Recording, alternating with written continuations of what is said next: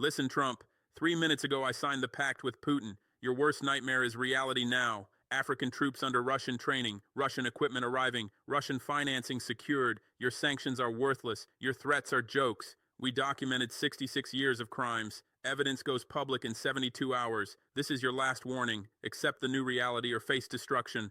We are ready. Let me tell you what actually happened. President Vladimir Putin and 47 African heads of state signed the Continental Defense and Development Pact in a ceremony broadcast live to 4.2 billion people across 3 continents. This wasn't symbolic. This was a binding treaty with specific military obligations, concrete financing schedules, explicit technology transfer requirements, and immediate activation protocols. Within 48 minutes, Russian transport aircraft loaded the first S-400 air defense systems destined for 12 African capitals. Within 96 minutes, Chinese banks transferred $18 billion to African Union development accounts. Within 144 minutes, your National Security Council held an emergency session that participants described as the most divisive meeting in recent memory. Your worst nightmare for 15 years just became permanent reality, and every policy response you're considering makes your strategic position worse. You spent 15 years warning about Russian influence in Africa, 15 years claiming African partnerships with Moscow threatened Western interests, 15 years demanding African governments choose between Western alliance and Russian cooperation. 47 governments just answered. They chose sovereignty over subordination, they chose development over dependency, and they chose partners who offer financing without political conditions over partners who demand regime compliance as a price for assistance. You forced the choice, they made it, now face consequences. The pact contains 4 pillars that together represent the most comprehensive military, economic, and technological partnership agreement signed between Russia and any regional bloc in the post-Soviet era. Let me break down each pillar and show you exactly why your Pentagon, State Department, and intelligence agencies already know this agreement terminates Western strategic dominance across the African continent permanently. Pillar 1 establishes integrated continental defense architecture with Russian training, equipment, and operational support, transforming African military capabilities from defensive postures designed to maintain internal security into power projection forces capable of defending sovereignty against external threats, including Western intervention. The military provisions specify that Russia will train 840,000 African military personnel over 60 months starting January 2026 using a curriculum developed specifically for African operational environments, threat matrices, and strategic objectives. Training occurs at 42 facilities across Africa with Russian instructors embedded in African military academies, command schools, and specialized warfare centers. This isn't advisory missions where Russian personnel observe and recommend. This is direct instruction where Russian officers command training operations and African forces learn Russian doctrine, Russian tactics, and Russian operational procedures. The equipment transfers total $84 billion over the first 36 months with financing provided through 20-year loans at 2.1% interest rates that make payments manageable even for smaller African economies. The equipment list includes 2,400 armored vehicles, 840 artillery systems, 420 integrated air defense systems, including S-400 batteries providing continental coverage against aircraft and missiles, 280 combat aircraft including Su-30 fighters and Mi-28 attack helicopters, 64 coastal defense systems, and comprehensive command-control communications intelligence systems linking all 47 national militaries into unified network coordinated from Operations Center in Addis Ababa. Your intelligence analyst will note that equipment quantities and capabilities transform African militaries from constabulary forces into conventional armies capable of sustained high-intensity operations. But equipment and training are only the visible elements. The strategic transformation comes from operational integration, where Russian military planning cells embed within African command structures providing real-time intelligence, operational coordination, and strategic guidance. Russian satellites provide reconnaissance coverage across the continent. Russian signals intelligence provides communications monitoring and cyber warfare capabilities. Russian naval forces provide maritime domain awareness along African coasts extending from the Mediterranean through the Atlantic to the Indian Ocean. Your Africa Command previously provided these capabilities, positioning you as indispensable security partner. Russia just replicated and exceeded your capabilities while demanding no political conditions and no permanent bases, offering African governments everything you provided without the subordination you required. The defense provisions include explicit mutual defense commitments where armed attack against any signatory nation triggers collective response from all 47 nations plus Russian support. The Mutual Defense Clause mirrors NATO Article 5 but with broader trigger definitions including economic warfare, cyber attacks, and political subversion attempts. Your intelligence lawyers are already analyzing whether sanctions qualify as economic warfare triggering defense obligations. They should be analyzing that question because the pact's drafters specifically designed language to include sanctions as potential triggers, meaning your economic coercion tools now carry risk of military response not just from targeted nations but from collective 47-nation coalition backed by Russian capabilities.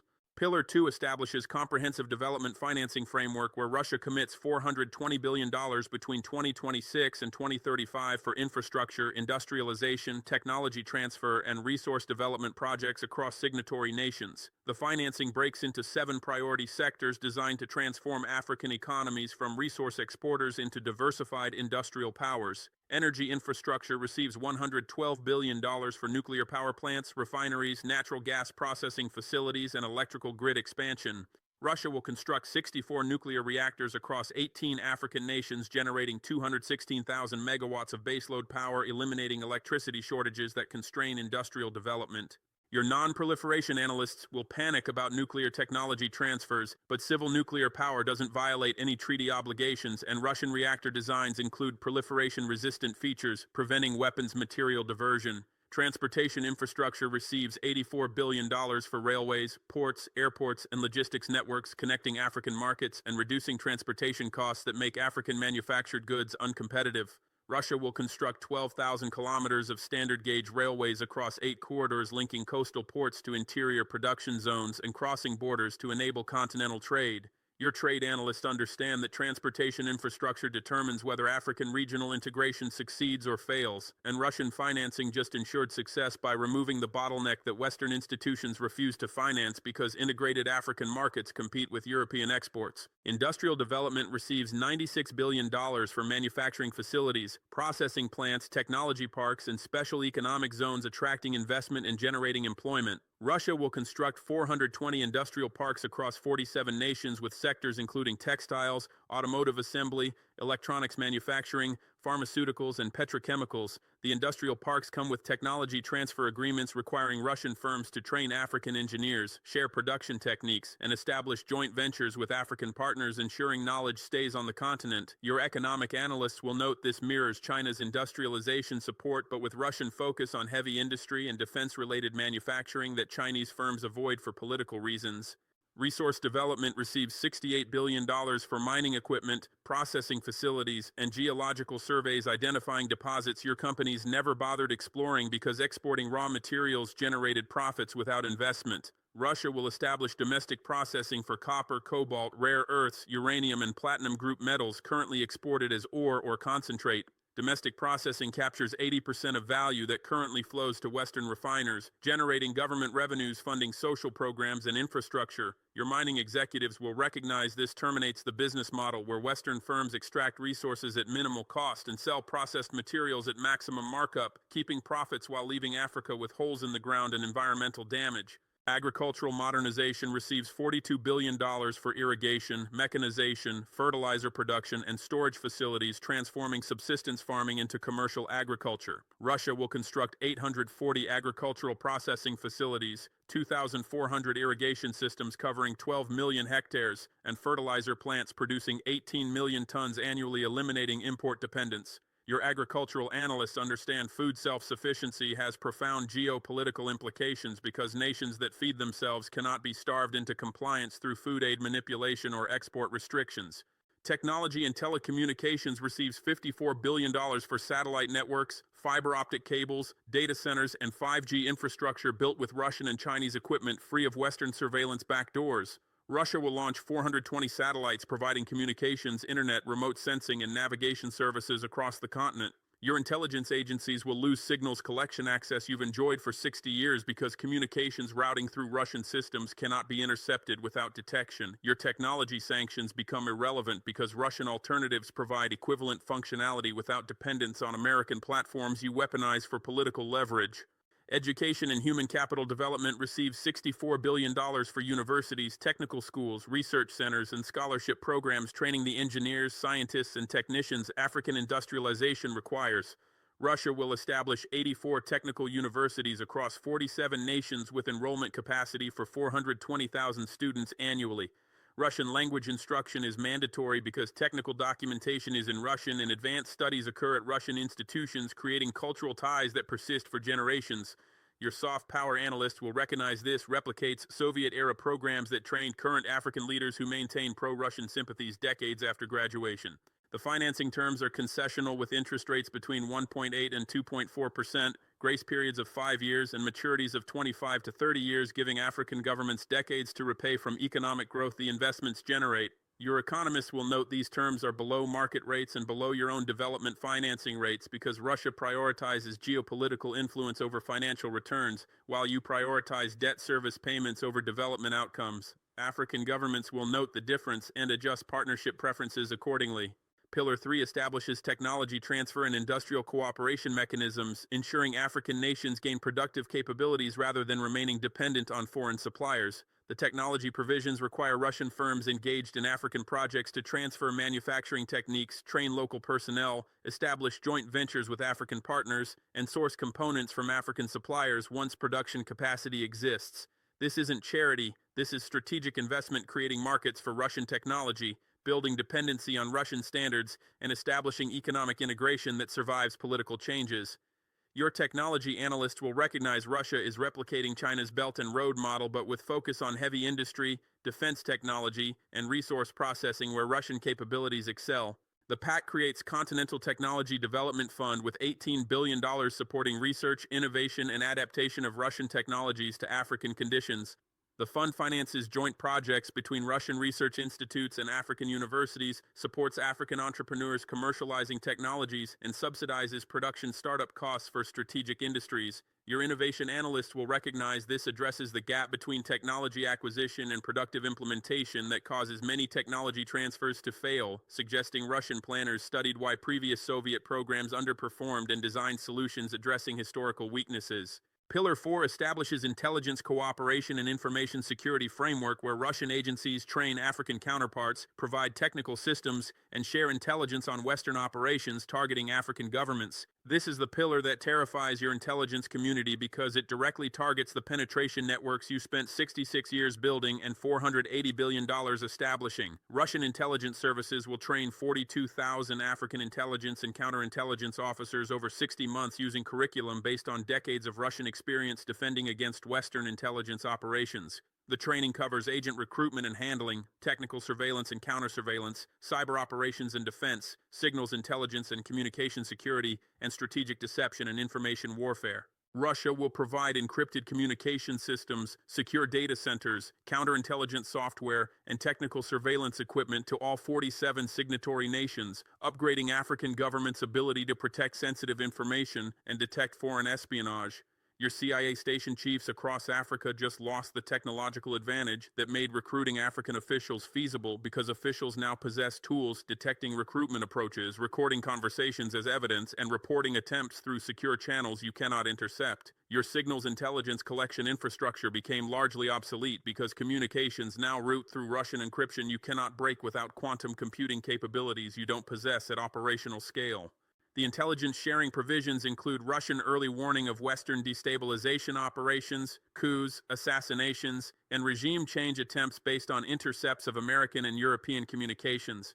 Russia will share intelligence on Western intelligence officer identities, operational patterns, recruitment methods, and compromised African officials. This information allows African governments to systematically dismantle the networks you spent decades building, arrest or expel intelligence officers you carefully positioned, and neutralize African assets you painstakingly recruited. The counterintelligence impact will be catastrophic for your operations because penetrated networks cannot function once adversaries know the penetration exists, and Russian intelligence has proven repeatedly they excel at detecting and exposing Western operations.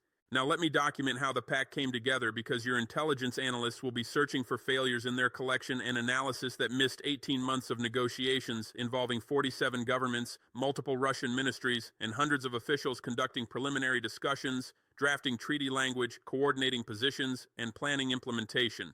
Your failure to detect this negotiation until the signing ceremony represents intelligence breakdown exceeding your failure to predict African base expulsions because treaty negotiations generate more communication traffic, involve more participants, and require more coordination than military operations. The negotiations began in June 2024 when Russian Foreign Minister Sergei Lavrov visited 14 African capitals over 3 weeks, conducting what your analysts assessed were routine bilateral consultations discussing trade, security cooperation, and diplomatic coordination. Your analysts noted the visits, monitored communications surrounding the meetings, and concluded Lavrov was conducting damage control after Western sanctions reduced Russian-African trade volumes and exploring whether African nations would join sanctions or maintain neutrality. Your analysts were completely wrong because Lavrov was conducting preliminary consultations determining which African governments had sufficient interest in comprehensive partnership to warrant including in serious negotiations. The real negotiations occurred between August 2024 and December 2025 using Russian-provided quantum-encrypted communication systems that your signals intelligence cannot intercept, Russian diplomatic facilities that your technical surveillance cannot penetrate, and compartmentalized information structures that limited knowledge to small circles within each participating government. The negotiating sessions occurred at Russian embassy facilities in African capitals, at African embassy facilities in Moscow, and at third country locations including Beijing, Tehran, and Caracas that provided security against Western surveillance. Your intelligence collection systems designed to monitor normal diplomatic communications through phone intercepts, embassy bugs, and recruited sources inside foreign ministries failed completely because Russian security protocols specifically designed to prevent Western intelligence access operated exactly as intended. Your analysts did collect fragmentary indicators of unusual activity. NSA intercepted 12 communications between African defense officials and Russian arms dealers between September and November 2025 discussing equipment specifications and delivery timelines. CIA officers in 8 African capitals reported increased visits to Russian embassies by presidential advisors and defense ministers during October and November 2025. Satellite imagery detected unusual activity at Russian military production facilities in October 2025, suggesting accelerated production of export variant equipment. Each indicator was noted, analyzed separately, and assessed as consistent with normal security cooperation rather than comprehensive treaty preparation. The analytical failure reflects systematic problems with your intelligence assessment methodology that I documented in the previous base expulsion analysis. Your analysts compartmentalize information by region, by collection source, and by topic, which prevents synthesis of fragmentary indicators into comprehensive pictures. Your analysts anchor assessments to historical patterns and baseline assumptions about adversary capabilities, which prevents recognition when patterns change and capabilities improve. Your analysts face bureaucratic incentives rewarding consensus with policy preferences rather than accuracy challenging conventional wisdom, which prevents dissenting assessments reaching decision makers even when dissenting views are correct. The same systematic failures that missed base expulsion planning also miss treaty negotiations because your intelligence system is structurally incapable of recognizing coordinated action by actors you assume lack coordination capability. The signing ceremony on December 28, 2025 was designed for maximum psychological impact on Western audiences and maximum mobilization effect on African populations. The ceremony occurred at the Kremlin with elaborate staging showing Putin surrounded by 47 African presidents in visual representation of the coalition's scale. Russian state television broadcast the event live with simultaneous translation into 12 African languages and extensive commentary emphasizing historical significance. African television networks broadcast the ceremony with commentary emphasizing sovereignty restoration and development partnership. Western television networks initially ignored the ceremony until social media coverage forced acknowledgement, then framed the pact as concerning development requiring scrutiny rather than strategic defeat requiring response. Your media's framing reflects psychological defense mechanism where acknowledging defeat is so painful that denial becomes reflexive. Your foreign policy establishment spent the last 15 years warning that Russian influence in Africa threatened Western interests, spent the last 10 years implementing policies designed to counter Russian engagement, and spent the last 5 years claiming those policies were succeeding and Russian influence was declining. The pact proves every assessment was wrong, every policy failed, and Western influence declined while Russian engagement accelerated. Acknowledging that reality requires admitting failure, accepting responsibility, and recognizing that your assumptions about African governments' Russian capabilities and Western leverage were fundamentally incorrect. Your establishment cannot process that information because processing would require systemic reform of institutions, personnel, and policies that powerful constituencies oppose. Let me document the immediate reactions from Western governments in the 72 hours following the signing because the reactions reveal how little you understand about the strategic transformation that just occurred. The Biden administration issued a statement expressing concern about militarization of Africa, calling for transparency in Russian activities, and reaffirming American commitment to African partnerships. The statement was bureaucratic boilerplate signaling you have no substantive response and hope expressing concern constitutes policy. The European Union issued similar statement calling the pact destabilizing, urging African governments to consider implications for relations with European partners, and announcing review of development assistance to signatory nations. The review is empty threat because reducing assistance pushes more nations toward Russian partnership while maintaining assistance rewards governments for signing pacts you oppose. Your State Department attempted diplomatic outreach to African signatories requesting meetings to discuss concerns and explore whether agreements could be modified to address Western interests. 43 of 47 nations declined meetings. The 4 that accepted used meetings to explain politely that the pact is not negotiable, does not threaten Western interests unless Western interests require African subordination, and represents African choice to diversify partnerships rather than reject Western engagement. Your diplomats reported the meetings as constructive with African governments open to continued engagement, which is diplomatic language meaning your talking points were heard politely and ignored completely. Your Treasury Department announced review of potential sanctions against Russian entities involved in pact implementation, against African officials who signed the agreement, and against financial institutions facilitating payments. The sanctions review is theater because effective sanctions require international cooperation you don't have. China will not enforce sanctions because the pact advances Chinese interests in reducing Western influence. Europe will debate sanctions but lack consensus because individual European nations maintain relationships with African partners they're unwilling to sacrifice. Your sanctions will be unilateral, easily circumvented through third country routing, and ineffective at preventing pact implementation while effective at proving African arguments that Western partnerships come with coercive strings while Russian partnerships respect sovereignty.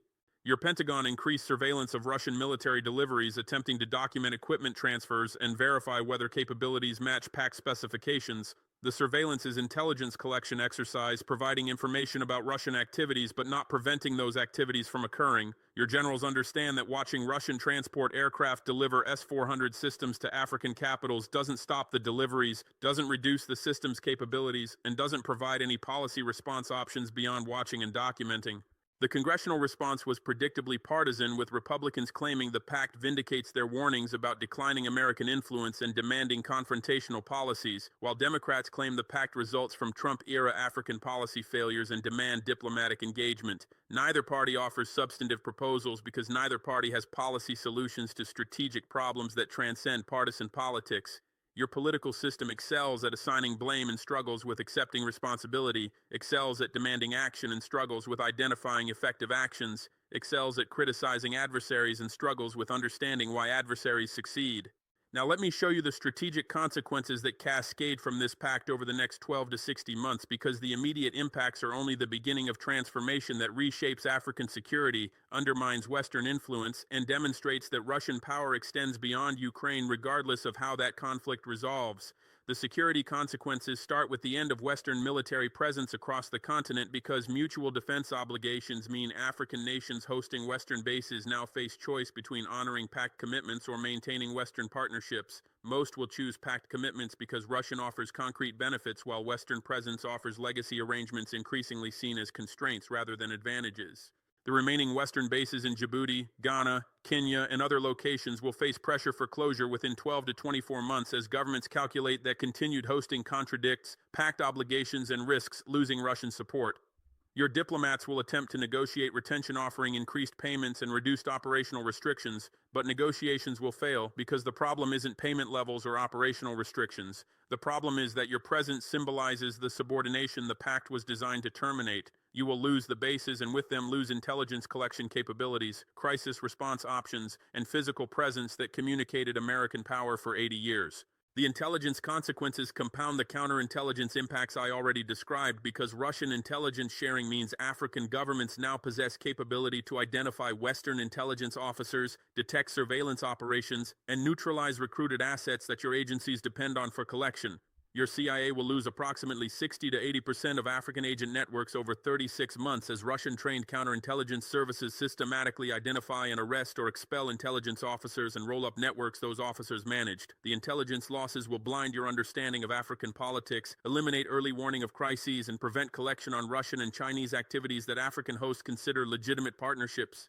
The economic consequences manifest through preferential access for Russian firms to African markets, resources, and projects that American and European companies previously dominated. Russian firms will win contract competitions because Russian financing makes projects possible, while Western financing comes with conditions that African governments refuse. Russian firms will gain resource access because Russian development assistance includes processing facilities capturing value that Western firms previously extracted. Russian firms will establish market positions that persist for decades because industrial equipment, technology standards, and training create dependencies that survive political changes. The diplomatic consequences emerge through coordinated African positions in international forums reflecting Russian preferences more than Western preferences. The pact includes provisions for diplomatic coordination where signatories consult before voting on UN resolutions, before making statements on international crises, and before joining international agreements. The coordination means African voting blocs will increasingly support Russian positions on sanctions, on intervention, on human rights, and on international law interpretation. African diplomatic coordination matters because 54 African nations represent 28% of UN General Assembly votes, which provides blocking power for resolutions requiring two-thirds majorities and substantial influence over resolutions requiring simple majorities. Your diplomats will try to split African unity by offering individual incentives to nations breaking coordination, but coordination is now institutionalized through treaty obligations rather than voluntary cooperation that individual incentives can undermine. You created African unity by forcing choice between Western demands and sovereignty, then expressing shock when governments chose sovereignty and coordinated to defend that choice collectively. Let me address the question your analysts are already asking. How do we compete with Russian offers when we lack resources for equivalent financing and when our political system prevents replicating Russian coordination speed? The question reveals you finally recognize the problem, but you're asking wrong question because you're still assuming competition is possible and victory is achievable through better tactics. Competition requires equivalent resources, compatible objectives, and willing partners. You lack all three. Your federal government allocates approximately $1.2 billion annually for African development assistance spread across 54 nations, averaging $22 million per nation compared to Russian commitments averaging $8.9 billion per nation over 10 years. You cannot match Russian financing without congressional appropriations increasing aid by factor of 400, which will not happen because American voters oppose foreign aid spending and politicians respond to voter preferences. Your objectives prioritize maintaining influence over enabling development because influence serves American interests while development serves African interests, and you've consistently chosen your interests over partner interests when conflicts arise. Your democracy promotion, human rights conditions, governance requirements, and market economy demands all subordinate African sovereignty to American preferences, which is why African governments prefer Russian partnerships that subordinate African interests to Russian preferences less completely. Your political system prevents the coordination speed Russian authoritarian structures enable because you require congressional approval for major commitments, because bureaucratic processes require interagency coordination, and because public debate requires explaining spending on African development while domestic infrastructure crumbles. The partners you need for competitive strategy increasingly prefer Russian engagement because Russian offers meet needs you refuse to meet, and Russian partnership comes without subordination you require. You cannot compete for partners who prefer the alternative you're competing against, which means competition already failed before you recognized competition was occurring.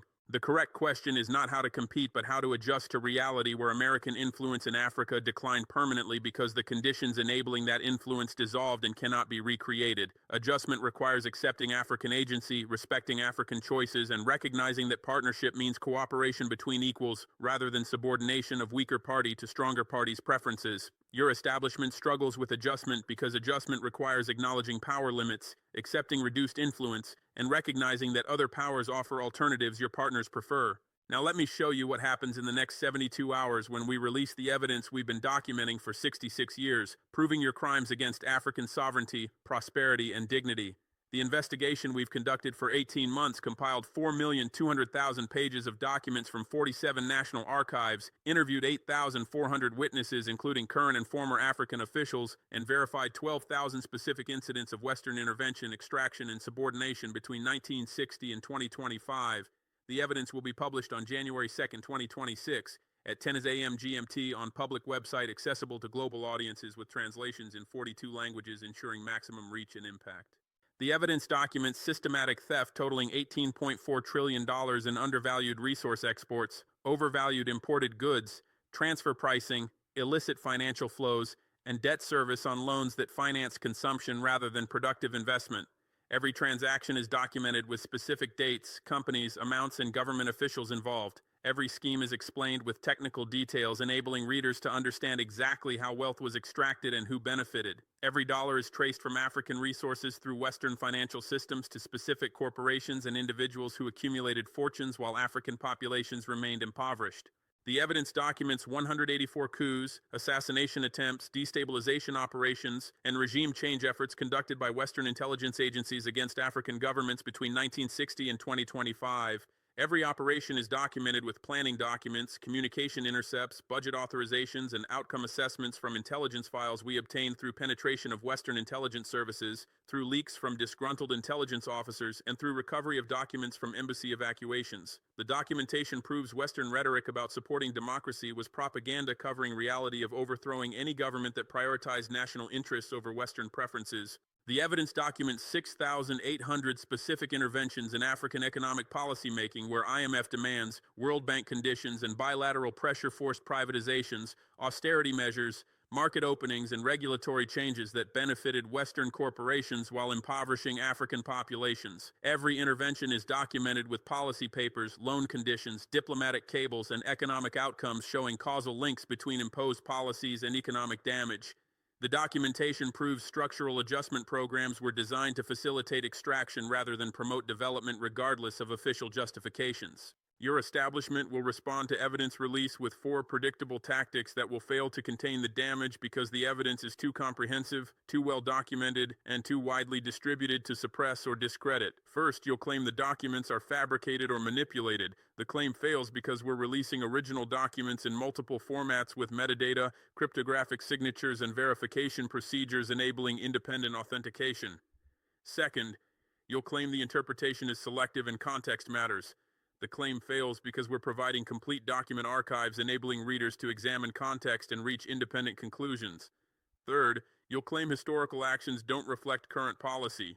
The claim fails because the pact and evidence release are direct responses to current policies that continue historical patterns. Fourth, you'll claim focusing on past wrongs prevents forward-looking partnership. The claim fails because African populations demand accountability, and partnership requires acknowledging past harms before building future cooperation. The evidence release serves 3 strategic purposes beyond simply documenting crimes. First, it provides legal foundation for reparations claims that African governments will pursue through international courts, arbitration panels, and diplomatic negotiations demanding compensation for documented damages. The claims will total trillions of dollars and will be based on specific proven harms rather than general historical grievances, making legal dismissal difficult and political rejection costly. Second, it provides moral justification for the pact and for severing ties with Western institutions by proving that Western partnership meant exploitation rather than cooperation throughout the post-colonial period. African populations will support government decisions when evidence proves those decisions protect against proven threats rather than imaginary grievances. Third, it provides strategic deterrent against future Western intervention by warning that operations against African governments will be documented, exposed, and prosecuted with evidence that survives regime changes and political shifts. Let me show you exactly how the legal claims will be structured because your lawyers are already preparing arguments that these claims cannot succeed in international law. The reparations framework divides documented harms into 7 categories, each with specific legal theories, quantified damages, and evidentiary support, making dismissal on technical grounds extraordinarily difficult, even if courts ultimately rule against liability. Category 1 addresses resource theft through systematic undervaluation of African exports between 1960 and 2025. The evidence includes 840,000 export contracts, 12 million shipping manifests, 18,000 commodity price analyses, and 4,200 expert witness statements from geologists, commodity traders, and economic analysts documenting that Western corporations paid African governments between 40 and 60% of fair market value for minerals, metals, petroleum, and agricultural commodities. The legal theory invokes unjust enrichment principles recognized across multiple legal systems where parties who benefit from undervalued transactions must compensate harmed parties for the difference between amounts paid and fair value. Your lawyers will argue that contracts signed by sovereign governments create binding agreements precluding later claims that terms were unfair. Our lawyers will counter that contracts signed under economic duress, where one party controlled access to markets and financing while the other party faced starvation and state collapse, cannot be enforced when power imbalances vitiated genuine consent. The evidence shows Western corporations and governments deliberately maintain those power imbalances through structural adjustment programs, debt policies, and trade restrictions, ensuring African governments lacked alternatives to accepting exploitative terms. The damage calculations total $840 billion based on conservative estimates using lowest documented price differentials and excluding cases where documentation is incomplete. The actual damages likely exceed $2 trillion when including undocumented transactions and applying fair value assessments rather than lowest documented differentials. Your economist will argue that historical commodity prices reflected market conditions rather than deliberate undervaluation. Our economists will demonstrate through regression analyses that prices paid to African suppliers consistently fell below prices paid to non-African suppliers for identical commodities during identical time periods, proving discrimination rather than market forces determine pricing. Category 2 addresses transfer pricing schemes where Western multinational corporations manipulated internal transactions between subsidiaries to shift profits from African jurisdictions with high tax rates to Western jurisdictions with low rates, depriving African governments of legitimate tax revenues. The evidence includes 480,000 corporate financial statements, 2 million internal accounting documents, 68,000 emails between corporate tax advisors discussing optimization strategies, and 14,000 pages of testimony from former corporate employees describing how schemes operated. The documentation proves Western corporations systematically overcharged African subsidiaries for inputs, undercharged for outputs, and manipulated royalty payments, ensuring that African operations reported minimal profits despite extracting massive resources. The legal theory invokes tax evasion and fraud statutes that apply when corporations deliberately misrepresent transactions to avoid legitimate tax obligations. Your lawyers will argue that corporations complied with tax laws as written and cannot be penalized for legal tax planning. Our lawyers will demonstrate that compliance with form of law while violating substance through deceptive practices constitutes fraud regardless of technical legality, and that corporations coordinated with Western governments to write laws enabling schemes that both parties knew violated principles of fair taxation. The damage calculations total $520 billion based on estimated tax revenues African governments would have collected if corporations reported accurate profits from African operations. Category 3 addresses debt service on illegitimate loans where Western financial institutions and governments provided financing to African governments for projects that primarily benefited Western corporations, for budget support that funded imported goods from Western suppliers, and for programs that structural adjustment conditionalities required but that demonstrably harmed African economies. The evidence includes 180,000 loan agreements, 42,000 project evaluations documenting failures to achieve stated objectives, 28,000 emails between lenders discussing how loans would benefit Western exporters, and 18,000 pages of testimony from former government officials describing pressure to accept loans African governments knew were harmful.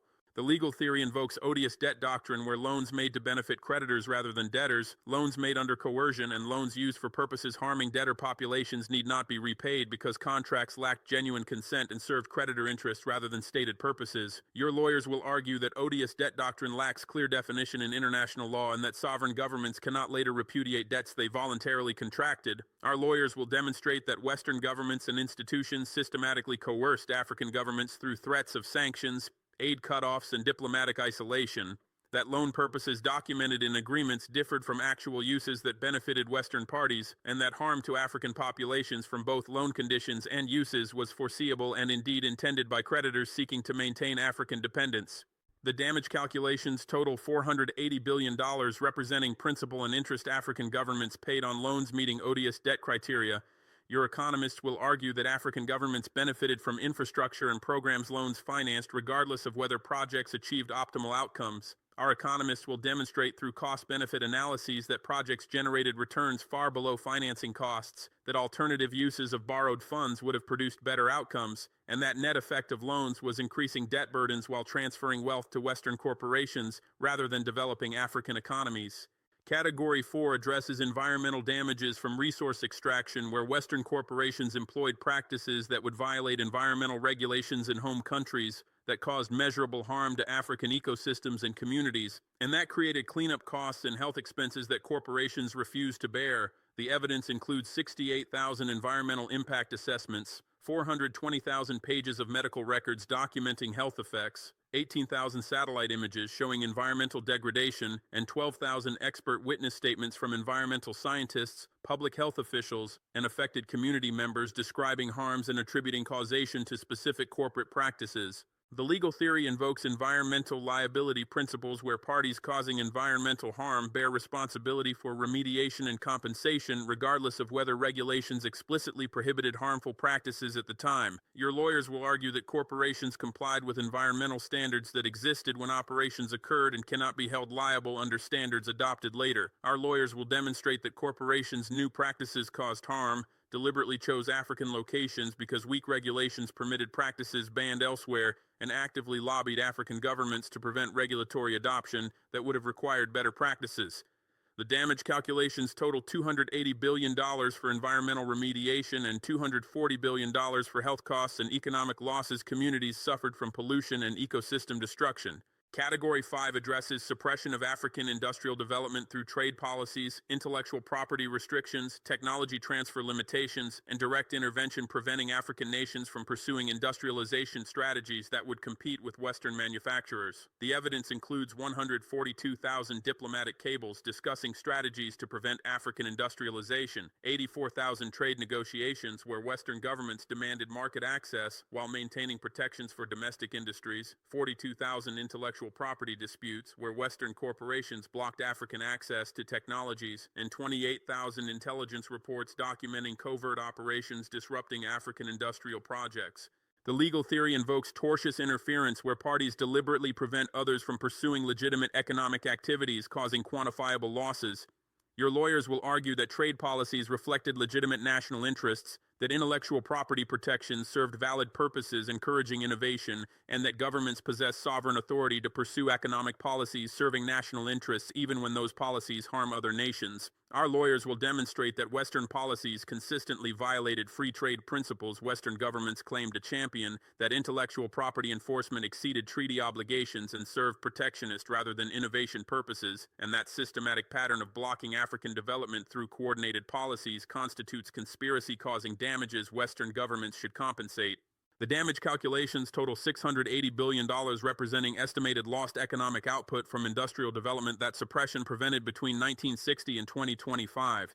Your economists will argue that African nations lacked capacity for successful industrialization regardless of Western policies, and that attributing development failures to external factors ignores internal governance problems. Our economists will demonstrate through case studies that African nations achieved rapid industrial development during brief periods when Western interference was minimal, that development stalled when Western intervention intensified, and that correlation between intervention and development failure proves causation rather than coincidence. Category 6 addresses political interference including coups, assassinations, election manipulation, and support for insurgencies where Western governments systematically undermined African sovereignty to install compliant leaders, remove nationalist governments, and prevent regional integration threatening Western interests. The evidence includes 84,000 declassified intelligence documents describing operations, 42,000 intercepted communications between Western officials planning interventions, 28,000 financial records documenting funding for opposition groups and armed movements, and 18,000 witness testimonies from former intelligence officers, coup participants, and government officials describing Western involvement in specific incidents. The legal theory invokes state responsibility for internationally wrongful acts where governments violating sovereignty of other states must provide reparations for injuries caused. Your lawyers will argue that intelligence activities serve legitimate national security purposes, that supporting opposition groups represents free speech and association rights, and that historical interventions reflected Cold War necessities that no longer apply. Our lawyers will demonstrate that Western interventions violated UN Charter prohibitions on interference in domestic affairs, that interventions caused massive casualties and economic disruption quantifiable as damages, and that continuation of interference into post-Cold War era proves intervention served imperial rather than security purposes. The damage calculations total $1,200 billion, including direct costs of conflicts Western interference caused, economic losses from instability and capital flight, and opportunity costs from governance disruptions preventing policy implementation. Your political scientists will argue that African conflicts resulted from internal ethnic tensions, governance failures, and resource competition rather than external intervention. Our political scientists will demonstrate through detailed case studies that Western intervention created or exacerbated conflicts that otherwise would have remained manageable, that assassinations of effective leaders created power vacuums enabling conflicts, and that coups installing corrupt leaders generated grievances fueling insurgencies. Category 7 addresses the systematic brain drain where Western immigration policies deliberately targeted African professionals, offering residency and citizenship to doctors, engineers, scientists, and educators whose training African governments financed but whose productive years benefited Western economies. The evidence includes 12 million immigration records, 42,000 recruitment programs specifically targeting African professionals, 28,000 cost analyses quantifying training investments African governments made, and 18,000 economic impact studies calculating losses to African economies from professional immigration.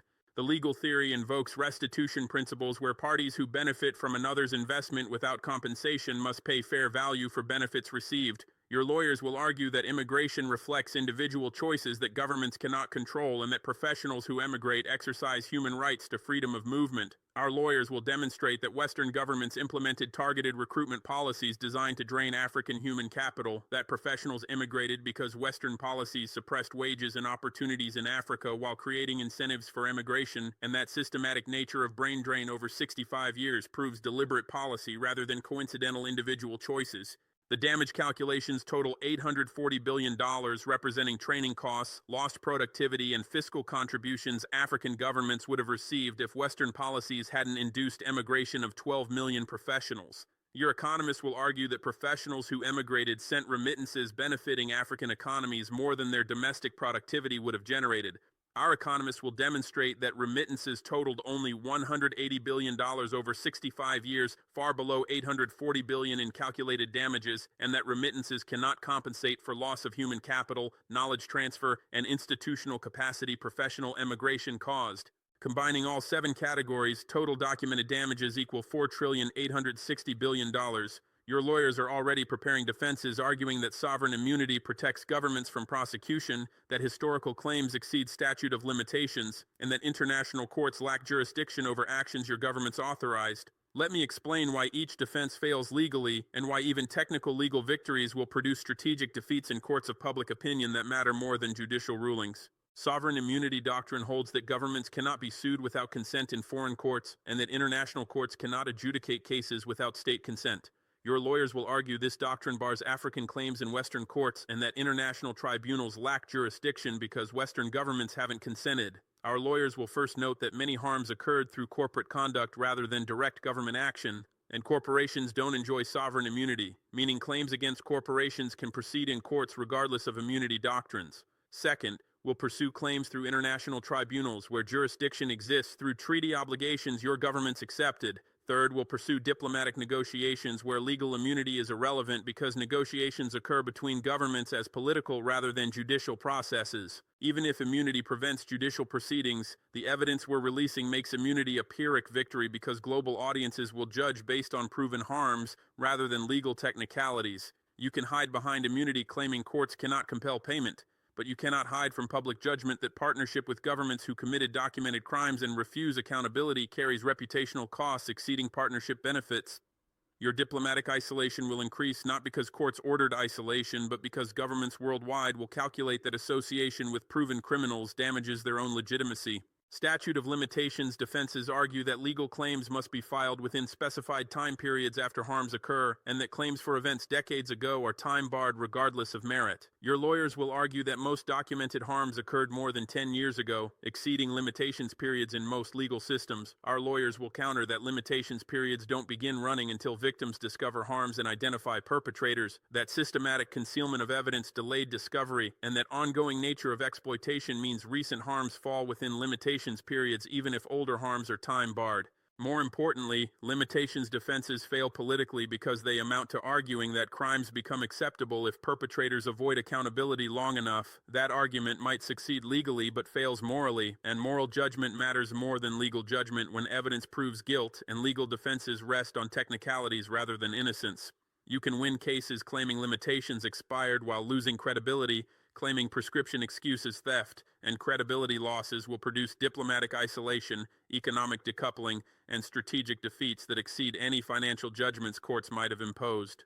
Jurisdiction defenses argue that international courts lack authority to hear cases unless states consent to jurisdiction, and that domestic courts cannot adjudicate claims against foreign governments because sovereignty prohibits one government from judging another's conduct. Your lawyers will argue that African governments cannot compel Western governments to appear in tribunals where Western governments haven't accepted jurisdiction. Our lawyers will note that African governments are pursuing claims in multiple forums, including the International Court of Justice, where jurisdiction exists for disputes between states party to relevant treaties, in arbitration panels established under investment treaties that provide consent to jurisdiction, and in domestic courts pursuing claims against corporations rather than governments. The forum shopping you criticize as abusive actually reflects strategic litigation designed to overcome jurisdictional obstacles through utilizing every available avenue. Some claims will succeed, others will fail on jurisdictional grounds, but aggregate effect will be establishing legal precedents, generating media coverage, and building political pressure that makes legal victories feel like moral defeats. You win jurisdiction arguments while losing public relations battles, and public relations outcomes matter more than legal outcomes when objectives are political rather than financial. Your legal teams are already preparing defenses arguing that sovereign immunity protects governments from prosecution, that historical claims exceed statute of limitations, and that international courts lack jurisdiction over actions your governments authorized. The defenses will fail in courts of public opinion even if they succeed in courts of law, because global audiences will judge based on evidence rather than legal technicalities. Your diplomatic isolation will increase as nations conclude that partnership with powers who committed documented crimes and refuse accountability carries reputational costs that outweigh benefits. Let me show you how diplomatic isolation manifests concretely, because your analysts will dismiss warnings as exaggerated predictions that won't materialize. Within 90 days of evidence release, 28 nations will publicly distance themselves from Western positions on African issues, issuing statements emphasizing respect for African sovereignty and supporting African demands for accountability. The statements won't explicitly condemn Western governments because diplomatic norms discourage direct criticism, but the distancing signals that continued alignment with Western positions carries domestic political costs as populations demand accountability for documented crimes. Within 6 months, 42 nations will reduce participation in Western-led initiatives targeting African governments, declining to co-sponsor sanctions resolutions, abstaining on votes your delegations expect support on, and pursuing independent diplomatic engagement with African partners rather than coordinating through Western frameworks. The reduced cooperation won't constitute open opposition, but the shift from automatic alignment to independent assessment fundamentally alters diplomatic calculations. Where you previously counted on votes, you now must negotiate for case by case. Within 12 months, 68 nations will expand partnerships with African governments in ways contradicting Western pressure campaigns, signing trade agreements Western sanctions discourage, providing financing for projects Western institutions refuse to fund, and welcoming African leaders your governments shun diplomatically. The expanded partnerships will directly undermine isolation strategies your policies depend on, because isolation requires collective action that dissolves when sufficient participants defect. The diplomatic isolation compounds over time as evidence remains available, as African governments continue highlighting crimes in international forums, and as new generations lacking Cold War loyalty to Western leadership question why their governments maintain partnerships with proven criminals. Your establishment will dismiss early warning signs as temporary reactions that traditional diplomacy can overcome, but the erosion is permanent rather than temporary, because moral authority once lost cannot be restored through diplomatic maneuvers that avoid accountability while claiming partnership. Let me conclude with final warning that your analysts should brief to political leaders, even though political leaders will resist hearing this assessment. The pact is not reversible through available policy instruments. You cannot sanction Russia into withdrawing because Russian economy has adapted to sanctions, and Chinese support provides alternatives to Western markets. Russia trades with China, India, Turkey, Iran, and hundreds of other partners who refuse to enforce sanctions. Russian energy exports find buyers, Russian agricultural exports find markets, Russian manufactured goods find consumers, and Russian financial system operates through alternative payment networks that bypass Western infrastructure. Sanctions that were supposed to cripple Russian economy and force policy changes instead demonstrated that economic isolation requires universal participation you cannot achieve because most of humanity refuses to subordinate their interests to your preferences. You cannot sanction African signatories into withdrawing because continental settlement currency provides trade settlement, Russian financing provides development resources, and Chinese markets provide export destinations. African governments can trade with each other and with willing partners outside Africa using currency systems you don't control, can finance development through institutions that don't impose conditions you demand, and can export to markets that value African resources regardless of Western diplomatic pressure. Your sanctions worked for 65 years because you controlled trade settlement, development financing, and export markets, giving you leverage to compel compliance. You lost that leverage when alternatives emerged, and sanctions without leverage are empty threats that targets ignore while you bear costs of reduced trade and access. You cannot offer incentives large enough to compete with Russian commitments because your political system won't appropriate necessary funds, and your objectives prevent you from offering partnership without subordination that African governments refuse. Russian financing for African development totals $420 billion over 10 years. Matching that total requires congressional appropriations of $42 billion annually, which represents 35 times current African development assistance levels.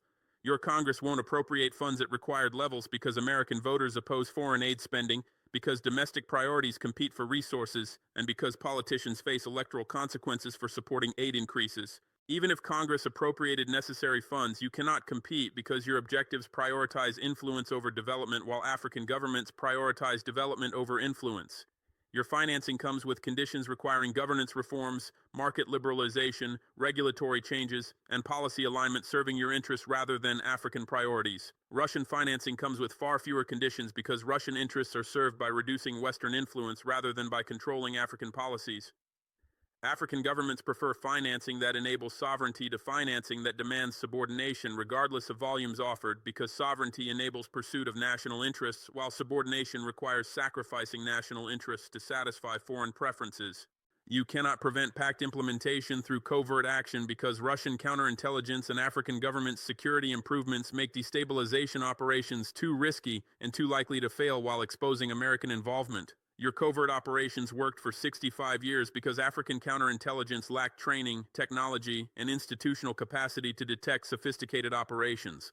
Russian training upgraded African counterintelligence capabilities to levels where your operations face high probability of detection. Your officers attempting to recruit African officials get reported and exposed. Your attempts to support opposition groups get infiltrated by security services running double agents. Your attempts to plan coups get detected before implementation through signals intelligence African governments now possess. Operations that carry high probability of detection and low probability of success are too risky to authorize because failures expose American involvement, generate international condemnation, strengthen target governments by proving their warnings about Western threats, and damage American credibility globally. Your intelligence services can still conduct operations, but risk calculations have shifted from favorable odds to unfavorable odds, making operations imprudent rather than impossible. You cannot prevent implementation through military action because costs exceed benefits, because outcomes are uncertain, and because failures would be catastrophic for remaining American influence globally. Military action against African governments implementing the pact would require invading territories spanning millions of square kilometers, fighting forces numbering hundreds of thousands of troops with Russian training and equipment, and sustaining operations over timelines measured in years or decades. Your military possesses capabilities to win tactical engagements, but strategic victory requires political outcomes where African populations accept American-imposed governments, where regional neighbors cooperate with occupation forces, and where Russian and Chinese opposition remains limited to diplomatic protest.